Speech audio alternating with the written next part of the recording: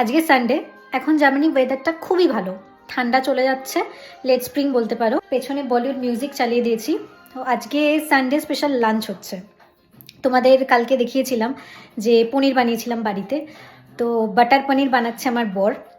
আমিও রাইস আর রাজমা বানাবো, but special আজকে হচ্ছে বাটার পনির। যেহেতু মেন রান্না সৌরভ করছিল, আমি তো চান টান সেরে ফ্রেশ হয়ে গেছি। বাটার পনির অলমোস্ট রেডি। রাজমা সিদ্ধ করতে দিয়ে গেছিলাম, বাট এটা বানানো এখনো বাকি।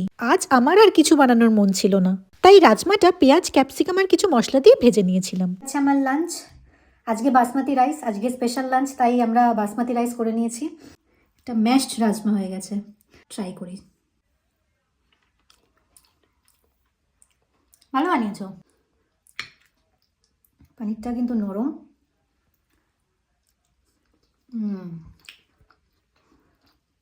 It's good,